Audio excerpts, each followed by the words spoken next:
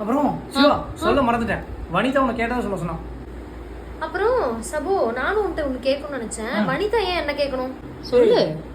அது இப்போ சும்மா கேட்பாங்களே, இப்போ நம்ம யாரோ பார்த்தோம்னா நல்லா இருக்கீங்களா, வீட்டில் ஒய்ஃப் நல்லா இருக்காங்களா அப்படி கேட்பாங்களா, அந்த மாதிரி கேட்டாடி. அம்மோ நானும் கேட்டதுன்னு சொல்லிடு. சரி சொல்கிறேன். என்னன்னு சொல்வ? என் ஒய்ஃப் உங்களை கேட்டாங்க நல்லா இருக்கீங்களான்னு கேட்டாங்க. ஆஹா நீ அப்படி கேட்க கூடாது. அப்புறம் என்ன கேட்கணும்?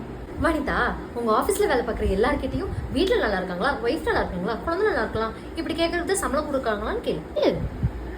இல்ல வனிதா உன்னை கேட்கவே இல்லை, நான் சும்மா நானா கேட்டேன். ஓ இப்போ அவன் நல்லவன் என்கிட்ட நீ ப்ரொஜெக்ட் பண்ற. ஆனாலும் அவன் என்னை பத்தி கேட்கவே இல்லை. ஆனாலும் என் மறுபடியும் அவன் வனிதா வனிதா வனிதான்னு ரெஜிஸ்டர் பண்ணிட்டு இருக்கேன்.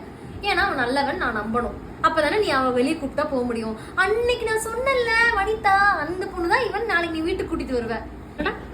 இப்படி இப்படிதான்டா சுமிதா என்ன பண்ணா?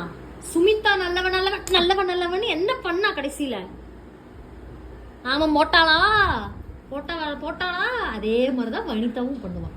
அதனால என்ன பண்ற? என்ன பண்ற?